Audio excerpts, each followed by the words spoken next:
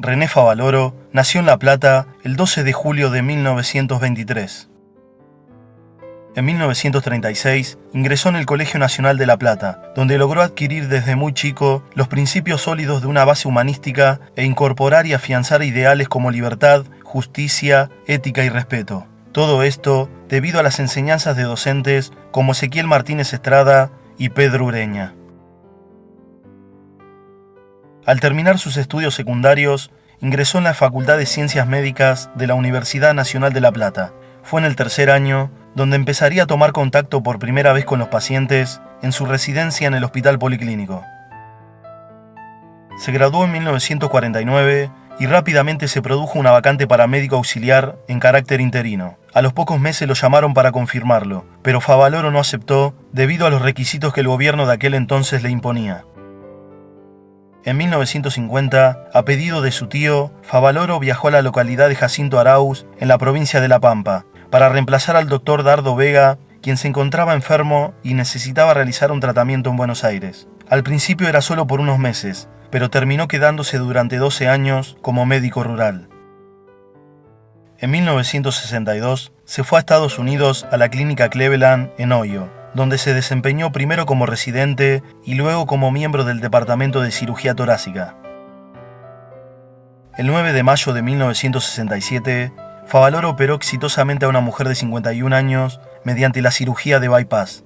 Esto fue algo revolucionario en la cardiología mundial, ya que con esta técnica lograrían salvar a millones de personas y mejorar la calidad de vida de pacientes coronarios.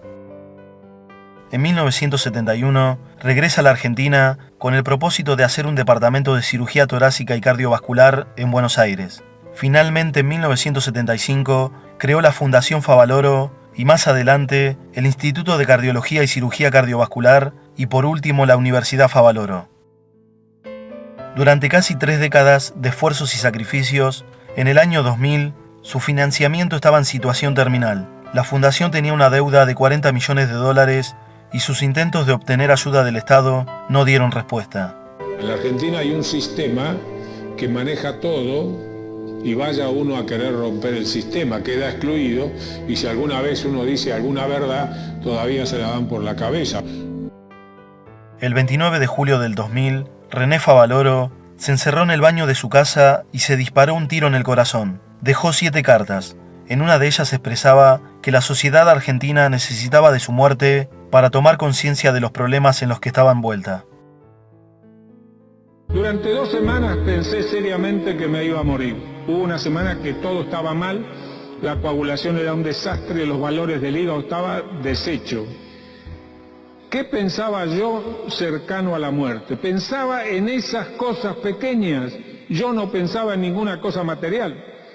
Recuerdo claramente que decía, no voy a poder ver más los atardeceres, yo vivo enloquecido con los atardeceres, no voy a poder ver los jacarandá en flor, los lapachos y las calandrias. Y en eso pensaba, no pensaba en ninguna cosa material. En el momento de partir es imposible poner toda la riqueza dentro del cajón, no vamos a llevar nada más que estas pequeñas cosas. Muy pocas figuras, Estela, en el mundo del espectáculo pueden recibir la presentación de Larrabal. Sí, es verdad. Bueno, ya me consideran Larrabal. Yo creo que eso, no sé, da importancia, ¿verdad? Al menos en México se acostumbra a decir Lala Marque, por ejemplo. Leonardo Simons nació el 1 de septiembre de 1947 en Villa Crespo. A los 11 años trabajó de vendedor ambulante y un tiempo después comenzó a animar actos escolares los fines de semana, lo que sería su gran vocación. En 1968 se recibió en el Instituto Superior de Enseñanza Radiofónica. Ese mismo año comenzó su carrera televisiva en Canal 13 con 2 ciclos, Feria de la Alegría y La Campana de Cristal. Luego pasó a Canal 9, dirigido por Alejandro Romay, donde por más de 20 años Leonardo sería el referente de la conducción de programas de entretenimientos. ¿Cómo están todos? Un minuto antes de la hora señalada comienza nuestro programa. Con mucho optimismo, con mucha alegría, con muy pero muy buen humor. Y hoy también tenemos un elenco súper internacional. En 1993 se fue a Telefe, donde firmó un contrato para conducir el ciclo Tate Show. El programa fue un éxito total, de mayor rating de los sábados. Comenzamos a jugar. Suerte con la pregunta de páginas doradas, $1.500. Marcelo, empezás vos. Con Leonardo Greco. Hasta mediados de 1996, todo parecía marchar bien en la vida de Leonardo Simons, pero semanas antes de su trágico final, se lo vio muy angustiado al punto de tener que medicarse. Probablemente, su estado de depresión se produjo al enterarse de que su hermano, ex juez nacional, había sido detenido por varios delitos. Otras de las razones que lo entristecían eran los problemas de salud que padecían él y su esposa. La mañana del 15 de octubre de 1996, Leonardo Simons le puso fin a su vida. Se sentó de espaldas en el borde de la ventana de su oficina. Dos secretarias intentaron evitar la tragedia forcejeando con el conductor, pero finalmente cayó al vacío desde un piso 13 hasta la reja de protección en el techo de la planta baja. En sus pantalones se encontraron 3 cartas. Se cree que iban dirigidas a su familia, explicando el motivo de su suicidio. Como ustedes sabrán imaginar, este no es un sábado más para todos nosotros, es un sábado un tanto especial. Todos los sábados, más o menos a esta hora, estaba nuestro amigo, nuestro compañero Leonardo Simons preparándose para hacer su programa que inmediatamente después sucedía a la programación a Siglo XX Cambalache. Por todos los motivos que han rodeado esta convulsionada semana, yo quiero decir que fue un compañero de 30 años, que Leonardo Simons murió por vergüenza y de vergüenza, y que también hizo gala en el final de su vida de una dignidad poco común, algo que precisamente no abundan en los tiempos que corren. Quiero recordar con estas pocas palabras a este compañero de 30 años. Nacida el 6 de julio de 1907 en Coyoacán, México, Frida sufría de una enfermedad infecciosa llamada poliomielitis, la cual atacaba al sistema nervioso. El 17 de noviembre de 1925 regresaba de la escuela a casa junto a Alejandro Gómez, su novio de entonces, en el momento en que sufrió un grave accidente, cuando el autobús en el que ella viajaba fue arrollado por un tranvía, quedando aplastado contra un muro y completamente destruido. Su columna vertebral quedó fracturada en 3 partes, sufriendo además fracturas en 2 costillas, en la clavícula y 3 en el hueso pélvico. Su pierna derecha se fracturó en 11 partes, su pie derecho se dislocó, su hombro izquierdo se desconjuntó y un pasamanos la atravesó desde la cadera izquierda hasta salir por la vagina. Luego de sufrir ese penoso accidente que la dejó postrada largos periodos, llegando a someterse hasta 32 operaciones quirúrgicas, la artista contrajo matrimonio con Diego Rivera el 21 de agosto de 1929. En 1930, Frida quedó embarazada por primera vez. Sin embargo, debido a la posición anómala del feto y las secuelas del accidente de 1925, el embarazo de 3 meses debió ser interrumpido según decidió el médico Jesús Marín. Pero por otra parte, Kahlo, debido a sus lesiones, nunca llegó a tener hijos, cosa que tardó muchos años en aceptarlo. Su relación consistió en amor, aventuras con otras personas, vínculo creativo, odio, un divorcio en 1939 y un segundo matrimonio con Diego un año después. Fue autora de unas 200 obras, principalmente autorretratos, en los que proyectó sus dificultades por sobrevivir, entre ellos el embarazo interrumpido y la traición de Diego con su hermana. A partir de 1943 dio clases en la escuela La Esmeralda de la Ciudad de México. En 1950 debió ser hospitalizada en la Ciudad de México, permaneciendo en el hospital un año. En 1953, en su lugar natal, se organizó la única exposición individual en su país de lo que había sido su vida como artista. La exposición fue en una galería de arte contemporáneo. La salud de Frida estaba muy deteriorada y los médicos le prohibieron concurrir a la misma. No obstante, llegó en una ambulancia asistiendo a su exposición en una cama de hospital, lo que sorprendió a muchos. Ese mismo año le tuvieron que amputar la pierna por debajo de la rodilla debido a una infección de gangrena. En febrero de 1954, Frida escribió explícitamente en su diario acerca de sus ideas suicidas y de su penosa vida como pintora y acerca de lo que fue su experiencia con Rivera. El 19 de abril de 1954 ingresó al hospital inglés tras un intento de suicidio y aunque escribió en su diario que ha prometido no recaer, el 6 de mayo la volvieron a hospitalizar otra vez por el mismo motivo. Frida Kahlo murió en Coyoacán el 13 de julio de 1954. No se pidió que se realizara ninguna autopsia. Sus restos fueron velados en el Palacio de Bellas Artes de México y se cubrió su féretro con la bandera del Partido Comunista de su país, un hecho que la prensa nacional criticó profundamente. Su cuerpo fue incinerado en el Crematorio Civil de Dolores y sus cenizas se conservan en la Casa Azul de Coyoacán, el lugar que también la vio nacer. Poetas grandes, España ha dado un número considerable y en el siglo XX uno de los más ricos de la literatura española. No han sido pocos los grandes poetas que han honrado esa literatura. En la primerísima fila, en el primerísimo término, está Lorca. Federico García Lorca nació el 5 de junio de 1898 en España. En su infancia se interesó más por la música que por la literatura. Estudió guitarra y piano. Además, cursó el bachillerato en Almería y debido a una enfermedad lo terminó en la provincia de Granada. Después de esto, estudió filosofía y letras y se licenció en Derecho. En 1919 se fue a la Residencia de Estudiantes de Madrid, donde hizo amistad con poetas de su generación y artistas como Salvador Dalí y Luis Buñuel. Federico tuvo desde una edad bastante temprana un gran aprendizaje de escribir, porque escribió mucho. Escribió mucho en esta época primigenia, cosas que podrán tener o no interés literario, es decir, tienen más bien un interés histórico las que nos quedan. En 1921 publicó su primera obra en verso, donde consiguió el éxito y el reconocimiento que esperaba. En aquellos años también emprendió varios proyectos en torno a la música, además de hacer paralelamente otras actividades artísticas, como su primera obra de teatro titulada El maleficio de la mariposa.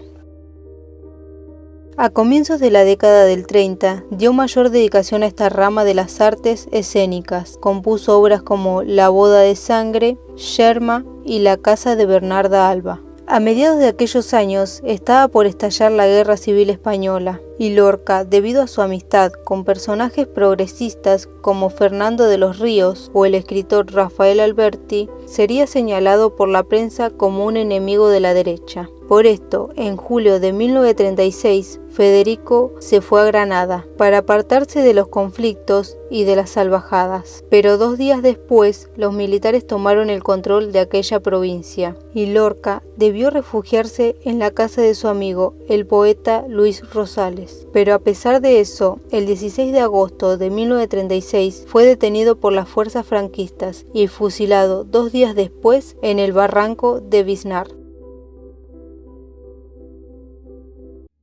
Carlos Monzón nació en San Javier el 7 de agosto de 1942.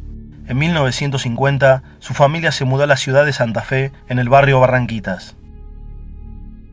Cuando cursaba el 3er grado de primaria, abandonó la escuela para empezar a trabajar y poder ayudar a sus padres de la situación de pobreza en la que se encontraban.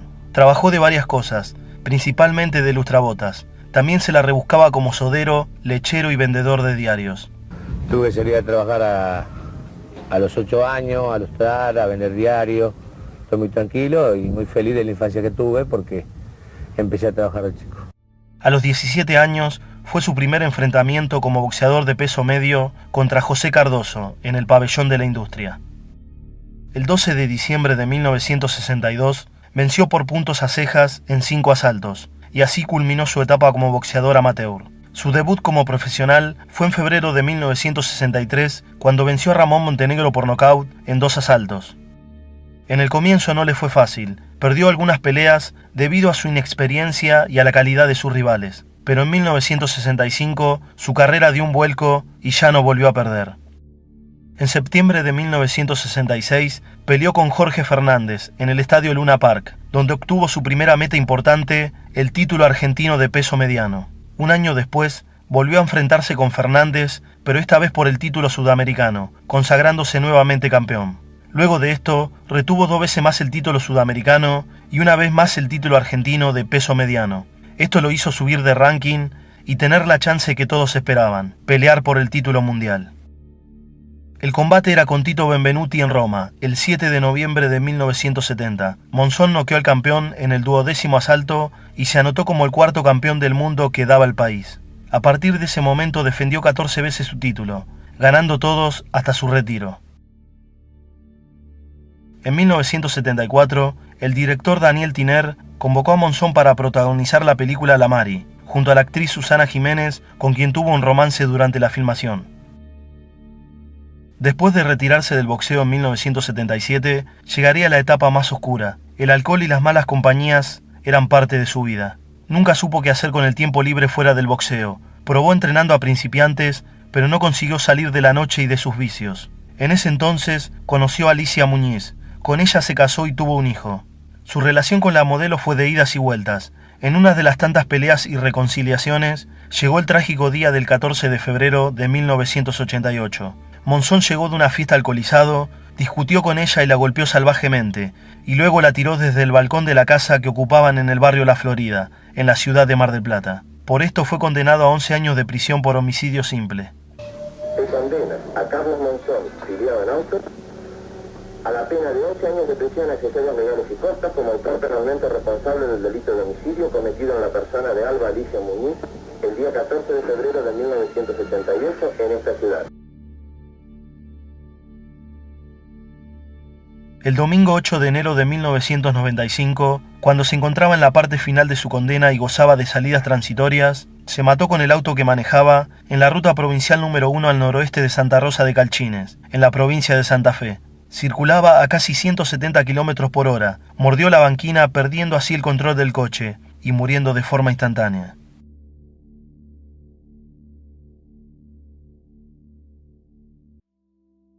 Bruce Lee nació en San Francisco, California, el 27 de noviembre de 1940, en la hora y año del dragón, que según China era un presagio de buena suerte. Sus padres eran Lee Hoin-chuen y Grace Ho. Era el cuarto de 5 hermanos. Fue un destacado artista, maestro de artes marciales, actor, cineasta, filósofo y escritor estadounidense de origen chino. Desde muy pequeño apareció en películas interpretando a niños y posteriormente a adolescentes. Durante sus estudios en la Universidad de Washington, comenzó a entrenar a sus compañeros en las artes del Kung Fu chino. Lee se describía a sí mismo como un chico problemático en las escuelas que asistió, al igual que cuando comenzó su entrenamiento con Ip Man, aprendiendo el Wing Chun. En ese entonces, Bruce abrió su primera escuela de artes marciales, boxeo, esgrima occidental por parte de su hermano Peter Lee, judo de parte de su amigo y alumno Taki Kimaru, esgrima filipina de mano de su amigo y alumno Dan Inosanto, Muay Thai y Tang Sudo de parte de su amigo y actor Chuck Norris. Bruce se había convertido en un ícono reconocido en todo el mundo, especialmente entre los chinos. Se casó con Linda Caldwell en 1964. Al año tuvieron a su primer hijo, Brandon Lee. Más tarde a su hija Shannon Lee, nacida en 1969. El 10 de mayo de 1973, cuando estaba en el doblaje de una de sus sesiones, Lee comenzó a sentirse mal y decidió ir al baño para refrescarse. Ahí mismo comenzó a tener convulsiones y vomitó hasta sufrir un colapso, a raíz del cual pierde el conocimiento. Cuando los del estudio notaron que tardaba mucho en volver, fueron a buscarlo y cuando entraron lo encontraron en el suelo, donde rápidamente fue derivado al hospital, donde lo examinaron a fondo. En el hospital, el neurocirujano le encontró una hinchazón cerebral, la cual no sabía a qué se debía. Para reducir la inflamación le aplicaron manitol. Luego comenzó a recuperar el sentido, pero todavía no había recuperado el habla, lo que le tardó varios días en recuperarse por completo. Cuando fue a hacerse un chequeo a fondo, lo que se vio fue que Bruce Lee presentaba la salud y cuerpo de un joven de 18 años. El 20 de julio de 1973, Bruce estaba discutiendo sobre el guión con Raymond Chow en su casa. Entre los dos habían elegido a la actriz taiwanesa Betty Ting Pie. Después de esto, Chow, Bruce, Betty y otro actor de la película, George Lazenby, habían quedado de ir a cenar la noche de aquel día. Unas horas más tarde, Bruce se dirigió al domicilio de Betty. Estando en el apartamento de su amiga, Lee había comenzado a tener un fuerte dolor de cabeza. Según la versión de Betty, le proporcionó un analgésico con receta médica, llamado Equagesic, combinación de aspirina y el tranquilizante meprovanato, el cual lo dejó inconsciente para ya no volver y en el que entraría en un coma. A las 9 de la noche, Chow llamó a Betty para saber por qué Bruce no había asistido a la cena como habían acordado. Betty le dijo que no quería molestar a Bruce, que estaba durmiendo. Cuando fue a levantarlo, él no respondía, por lo que a los 10 minutos llamó a un médico e intentó reanimar a Bruce. Viendo que no respondía, llamó a una ambulancia de urgencia que llegó alrededor de las 10 de la noche, la cual lo llevó al hospital Queen Elizabeth. Raymond llamó a la esposa de Bruce para informarle lo sucedido. Cuando Lee llegó al hospital, fue directo a cuidados intensivos y comenzaron a darle masajes cardíacos para reanimarlo, seguido de descargas eléctricas, pero no sirvió de nada, ya que Bruce había ingresado al hospital sin vida. Con 32 años de edad, Lee había fallecido. La autopsia demostró que su cerebro se había inflamado masivamente, comprimiéndose dentro de la caja craneal. No tenía lesiones visibles y en su organismo se encontró Equagesic. Finalmente fue enterrado en el cementerio de Seattle, Estados Unidos. Hoy en día existen monumentos levantados en su honor en diversas partes del mundo.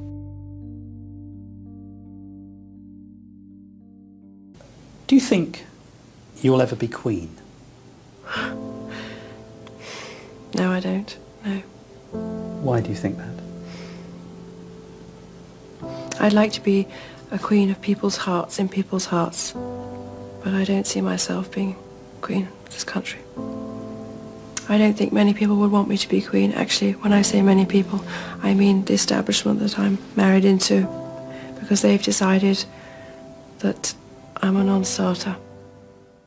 Diana Spencer nació el 1 de julio de 1961 en Inglaterra. Fue la hija menor de John Spencer y de Frances Roach. En 1968 ingresó a la escuela de King's Lynn y a principios de los 70 pasó por algunos internados, para luego continuar sus estudios en Suiza. A finales de aquellos años se estableció en Londres, donde conoció al príncipe Carlos, a quien se unió sentimentalmente, y en julio de 1981 se casó en la Catedral de St. Paul, acompañados de los miembros de la aristocracia europea y de 170 jefes de Estado, convirtiéndose en un gran acontecimiento de repercusión internacional. El 21 de julio de 1982, Diana dio a luz a su primogénito, el príncipe Guillermo, y 2 años después nació su segundo hijo, el príncipe Enrique. En 1986, la prensa comenzó a divulgar indicios de crisis matrimonial. Los viajes de la princesa Diana en solitario se hicieron cada vez más frecuentes y finalmente, en mayo de 1992, se publicaron los primeros rumores de separación y meses después salió a la luz su relación sentimental con James Gilbey. At the end of this year, when I've completed my diary of official engagements, I will be reducing the extent of the public life I've led so far. Luego de varias acusaciones entre los defensores de la princesa y la Casa Real Británica, el matrimonio se separó definitivamente en marzo de 1994, aunque Diana aceptó divorciarse 2 años después. Diana Spencer murió en la noche del 31 de agosto de 1997 en un accidente automovilístico. El coche en el que viajaba impactó a gran velocidad contra una columna en el túnel del Puente del Alma, cuando trataban de evitar a los paparazzi. Diana fue llevada al hospital, donde falleció unas horas después. Luego se supo que la princesa no tenía puesto el cinturón de seguridad, al igual que su pareja Al-Fayed y el conductor del auto. El único sobreviviente fue su guardaespaldas, quien sí llevaba puesto el cinturón de seguridad.